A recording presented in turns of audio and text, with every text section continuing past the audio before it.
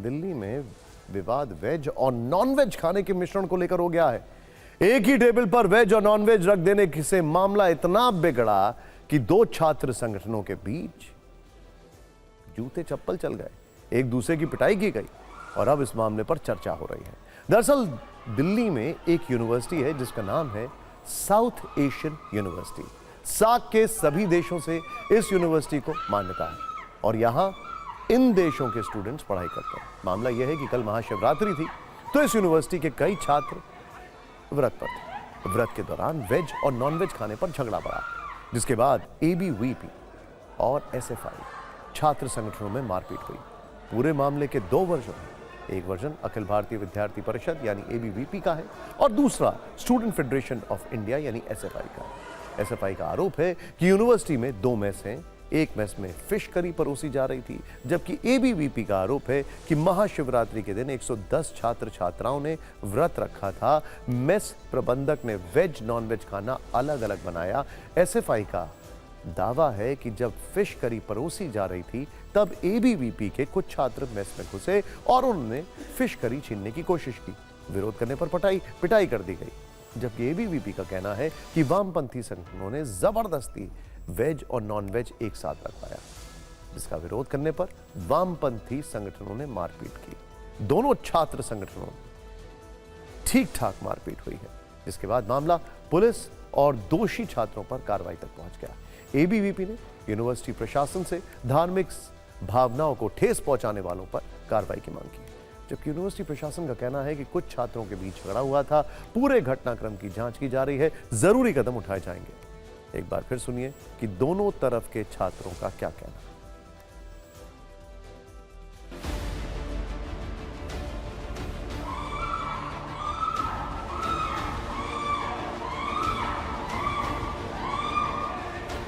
हम देखते हैं कि वहाँ पर जहाँ पर सात्विक भोजन रखा हो उसके ठीक बगल में जो फिश कड़ी जो है वो रखी हुई है। हमारा ये पहले से डिसाइडेड था कि एक मैस में जो लोग जिनका व्रत है उनके लिए भोजन रहेगा, दूसरी मैस जो है उसमें सबके लिए भोजन रहेगा। पर जो रिप्रेजेंटेटिव खड़े थे वो कहते हैं कि डीओएस कौन होता है। मैं जब बोल रही हूँ कि यहीं पर रखा जाएगा तो यहाँ पर रखा जाएगा, जो कि कहीं ना कहीं हमारी भावनाओं को आहत करने वाला था।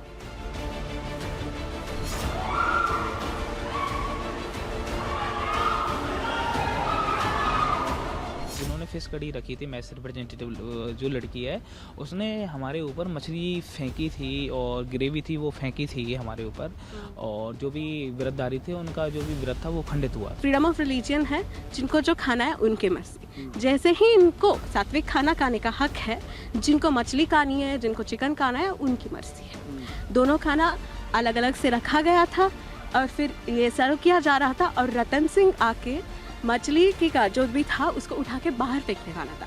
इसके ऊपर जब उसको क्वेश्चन किया गया तब उसने लड़की के ऊपर हाथ उठाया। एडमिनिस्ट्रेशन जो है वो उस पर एक फेयर इंक्वायरी बिठाए और एक सेटिस्फैक्ट्री इंक्वायरी करके हम लोगों को जवाब दे। देखिए, मामला दिल्ली का है और दो अलग अलग विचारधाराओं के छात्र संगठन इस विवाद में शामिल हैं, तो इस पर राजनीति के छींटे भी पड़े। कांग्रेस का कहना है कि खाने पीने के मामले में राजनीति नहीं होनी चाहिए। बीजेपी का कहना है कि किसी की धार्मिक भावना को भड़काएंगे तो ठीक नहीं होगा।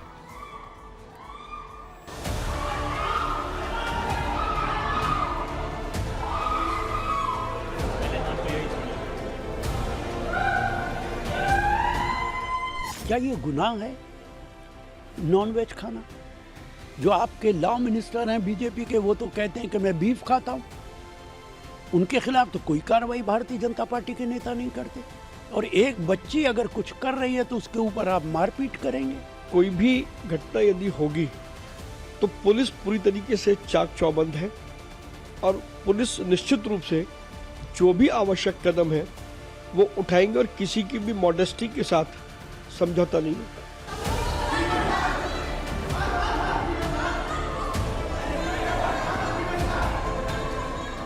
कौन व्यक्ति क्या खाए क्या नहीं खाए उसका व्यक्तिगत अधिकार है, व्यक्तिगत उसमें है। इसमें अगर रोज राजनीति करेंगे तो ये बड़ी दुर्भाग्य की बात होगी। लेकिन इसमें मारपीट करना, राजनीति लाना, ये सरासर गलत है एक यूनिवर्सिटी के एक संदर्भ में।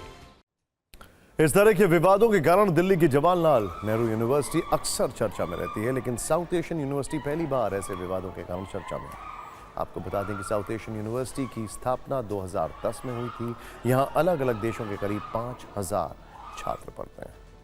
अब इंदौर का मंदिर और पब वाला विवाद देखिए। टीवी स्क्रीन पर दिख रही तस्वीरों के में कुछ लोग हनुमान चालीसा का पाठ कर रहे हैं। माहौल पूरा भक्ति में नजर आ रहा है, लेकिन यहाँ हैरान करने वाली बात यह है कि ये तस्वीरें किसी धार्मिक आयोजन की नहीं है, इंदौर के एक पब की हैं। पब में आमतौर पर लोग पार्टी और मौज मस्ती के लिए जाते हैं। ऐसे में आपके मन में ये सवाल जरूर होगा कि पब में पार्टी की जगह हनुमान चालीसा का पाठ क्यों होने लगा। इसके पीछे की वजह है डीजे बजाने को लेकर हुआ विवाद। दरअसल इंदौर में विजयनगर इलाके में एक मंदिर में शिवरात्रि के मौके पर कार्यक्रम हुआ, जिसमें लाउड स्पीकर पर भजन बजाए जा रहे थे। रात 11 बजे के बाद पुलिस की टीम लाउड स्पीकर बंद कराने पहुंच गई। आरोप है कि पुलिस ने लाउड स्पीकर बंद ना करने पर मंदिर का साउंड सिस्टम जब्त करने की धमकी भी दी। मंदिर के पुजारी और हिंदू संगठनों ने इसका विरोध किया। इन लोगों का आरोप था कि पुलिस ने पास में ही चल रहे पब के डीजे को बंद नहीं करवाया, सिर्फ मंदिर के साउंड सिस्टम को ही जब्त करने की धमकी दी। इस बात से गुस्साए हिंदू संगठनों के लोग प्रदर्शन करते हुए सीधे पब में पहुंच गए। पहले वहां डीजे को बंद कराया, फिर वहीं बैठकर हनुमान चालीसा का पाठ शुरू कर दिया। हिंदू संगठनों ने पुलिस कर्मियों पर कार्रवाई की मांग की। मंदिर के पुजारी का एक वीडियो भी सामने आया है, जिसमें वो कह रहे हैं कि अगर पुलिस ने एक तरफा कार्रवाई की तो मुख्यमंत्री से शिकायत की जाएगी। जिसके जवाब में पुलिस कह रही है कि कार्रवाई किसी आयोजन के खिलाफ नहीं, बल्कि लाउड स्पीकर को लेकर की गई।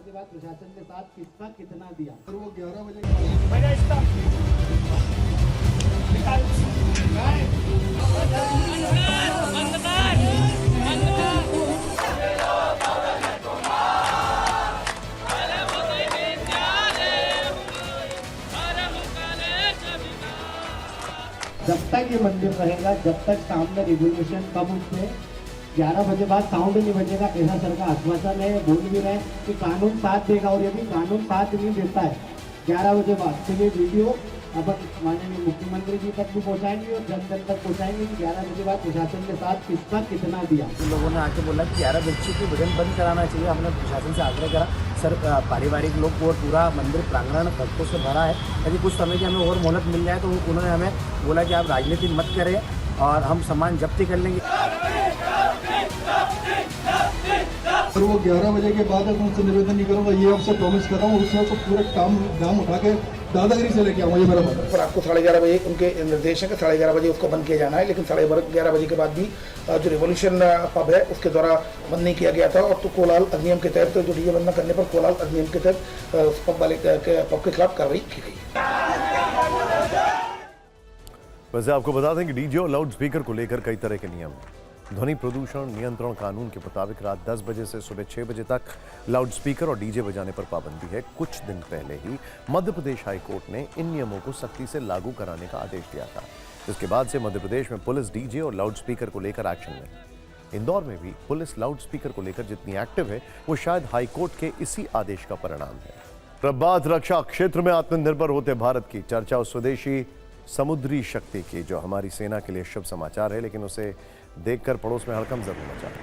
भारत ने ओडिशा के चांदीपुर में एक एंटी शिप मिसाइल का परीक्षण किया। यह पहली बार है जब हिंदुस्तान ने ऐसी किसी एंटी शिप मिसाइल का टेस्ट किया है।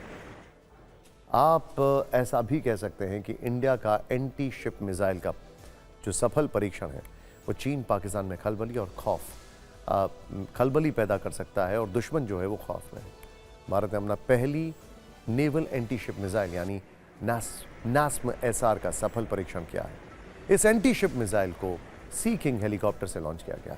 परीक्षण के दौरान मिसाइल ने बंगाल की खाड़ी में अपने टारगेट को निशाना बनाया। भारत की इस पहली नेवल एंटी शिप मिसाइल को DRDO ने तैयार किया।